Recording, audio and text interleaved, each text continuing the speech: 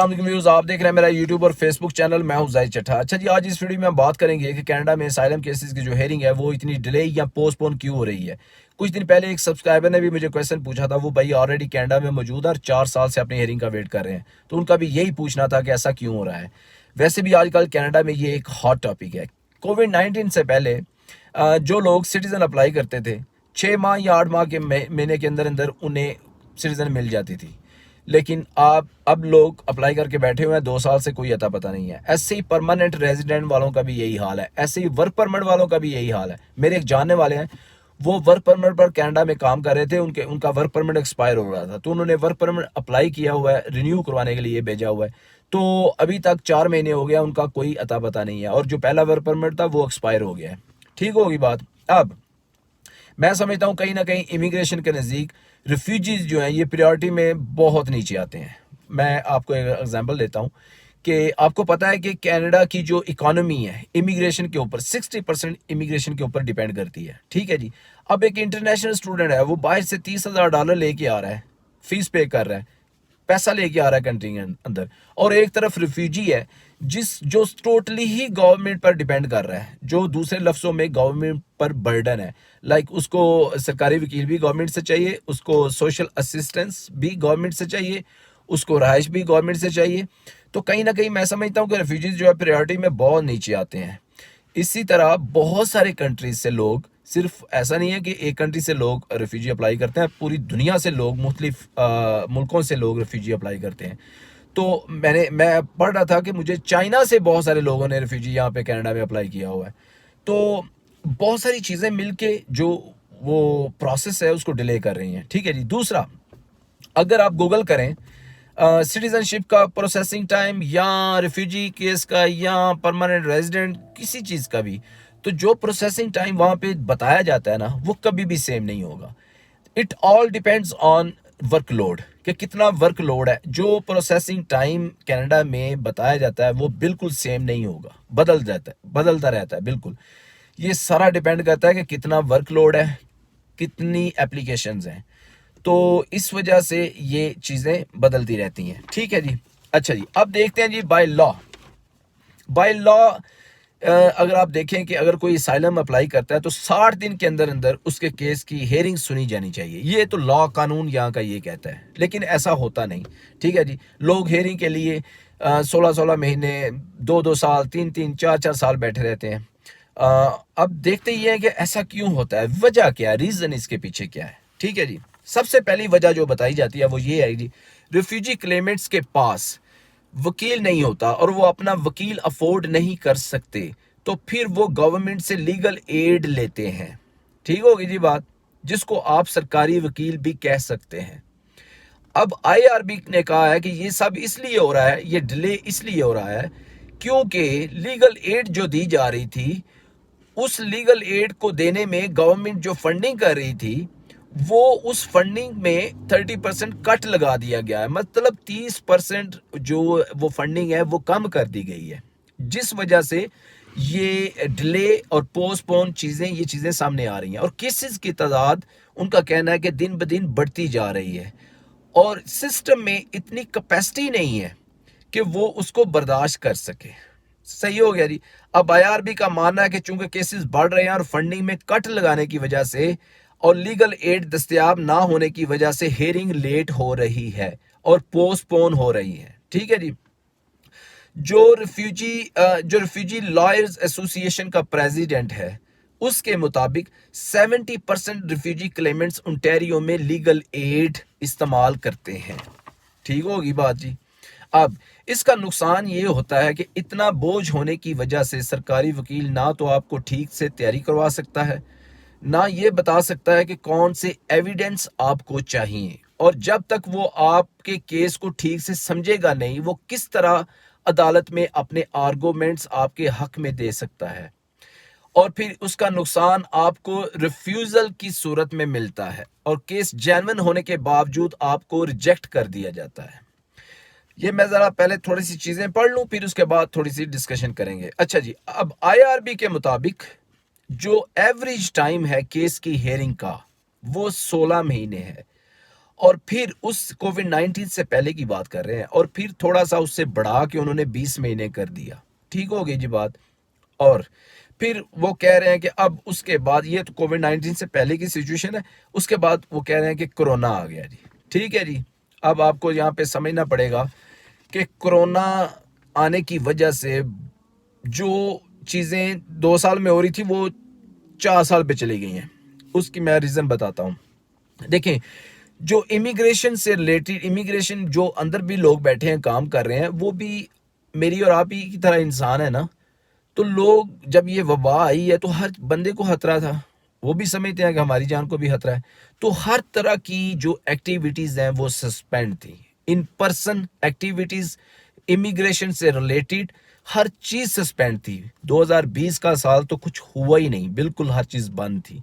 अब आके उन्होंने कुछ चीज़ें ऑनलाइन शुरू की हैं, जैसे ऑनलाइन हेयरिंग, इसी तरह सिटीजनशिप का टेस्ट जो है वो ऑनलाइन किया उन्होंने। तो अब जाके कुछ चीज़ें हो रही हैं, लेकिन वो भी एक महदूद लेवल पे। जैसे सिटीजनशिप टेस्ट का उन्होंने ऐलान किया है कि 5,000 लोग वो पहले ले रहे हैं। ठीक है जी। इस पे भी ये डिपेंड करता है, फर्स्ट कम फर्स्ट सर्व, जिसकी पहले एप्लीकेशन उसको वो सर्व पहले करेंगे। ये भी चीज़ डिपेंड करती है। ठीक होगी जी बात। आगे जी। अब तो अब आईआरबी के मुताबिक 1500 से 3,000 केसेस का बैकलॉग है कोविड-19 से पहले हर महीने। ठीक है जी। इसका मतलब ये है कि जितने केसेस आईआरबी को सुनने थे, उससे ज्यादा हर महीने 3,000 केसेस मजीद ज्यादा आके पड़े होते थे। ठीक हो गया जी। अब आपको ये समझना पड़ेगा कि बहुत सारी चीज़ें इन्वॉल्व होती हैं रिफ्यूजी केस के दौरान, जिसकी वजह से चीज़ें डिले होती हैं। ठीक है जी। उसमें सिक्योरिटी चेकअप्स हैं, बैकग्राउंड चेकअप्स, उसमें आप इंटरप्रेटर वगैरह। अब देखिए कितनी दुनिया है, और इतनी दुनिया को सरकारी वकील भी देना, फिर इंटरप्रेटर भी देना, हर चीज़ देनी। इस वजह से बहुत सारी चीज़ें इन्वॉल्व होती हैं।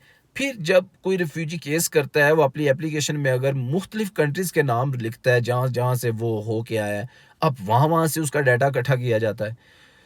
फिर उसके बाद सिक्योरिटी चेकअप सबसे इम्पॉर्टेंट चीज़ है। देखें, जितना देखें, जैसे कि आपको पता है कि कनाडा की जो पॉपुलेशन है वो एजिंग हो रही है, और इनको वर्क फोर्स की ज़रूरत है, और इनको इमिग्रेंट्स की ज़रूरत है। इसीलिए ये हर साल तकरीबन 3.5 लाख इमिग्रेंट्स को बाहर से बुलाते हैं। ठीक होगी। लेकिन जितनी इनको ज़रूरत भी है ना, उसके बाद उतना ही इनका इमिग्रेशन सिस्टम भी सख्त है, उतना इनका वीज़ा अगर कनाडा का आप देख लें तो वो भी उतना ही सख्त है।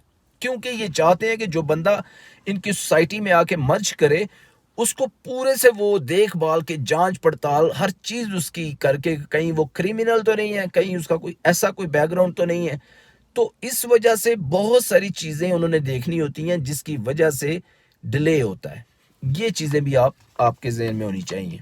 ठीक होगी जी बात। अब तो जितनी कैपेसिटी है उससे चीज़ें बहुत ज़्यादा एक्सीड कर गई हैं, कैपेसिटी से ज़्यादा बोझ पड़ गया है। अब आईआरबी का कहना है कि सिर्फ 2,000 केसेस, आईआरबी सिर्फ 2,000 केसेस प्रोसेस कर सकती है एक महीने के दौरान। ये कोविड से पहले की बात है। ठीक है जी। और अगर इस रेट से देखा जाए तो 16 महीने हेयरिंग को लगते हैं। ये आईआरसीसी का मानना था कि ये हम इतना मैक्सिमम कर सकते थे, तो बोझ बहुत ज़्यादा बढ़ गया इसी वजह से। अच्छा, अब एक और फैक्टर है, आपने एरिया का भी बड़ा फ़र्क है। अब ओंटारियो जो है, कनाडा की हाफ पॉपुलेशन तो वहाँ पे रहती है। अब एक ही सूबे के ऊपर इतना बोझ है, तो वहाँ पे ऑब्वियसली फिर टाइम लगेगा। आपने लाइन में लगना है ना। या तो ये सीधी सी बात है कि लोग आते हैं तो वो कहते हैं लो जी असी ते आए पे जे, और खाना भी तुसां देना है, रैश भी तुसां देनी है, हर चीज़ तुसां देनी है। ठीक है जी, असी आ बैठे जे। ठीक होगी। तो बात ये है कि फिर डिले तो होगा।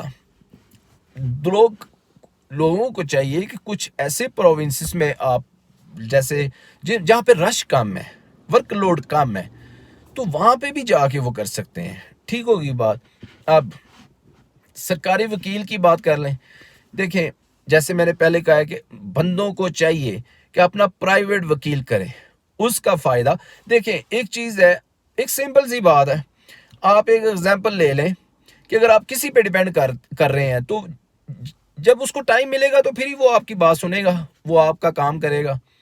अगर आप कुछ चीज़ें खुद कर लें तो आप ये डिले से बच सकते हैं। जैसे कि आप अपना वकील कर लें, अगर सरकारी वकील करेंगे तो लाइन में बैठे हैं, वो तो आपकी बारी फिर आएगी।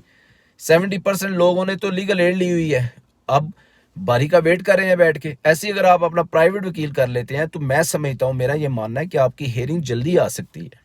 ठीक है जी।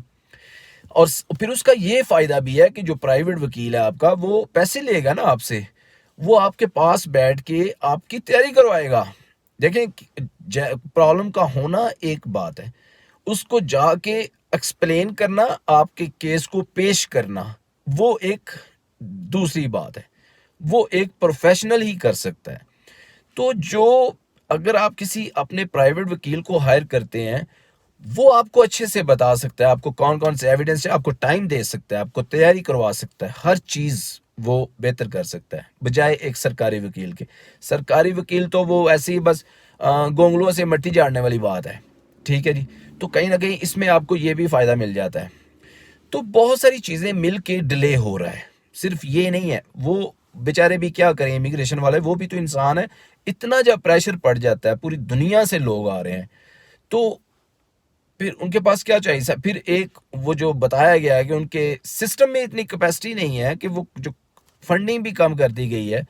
तो फिर ये चीज़ें मिल के सारी, बहुत सारे फैक्टर्स जो हैं वो मिल के, तो उस वजह से डिले हो रहा है। फिर ऊपर से कोविड-19 आ गया।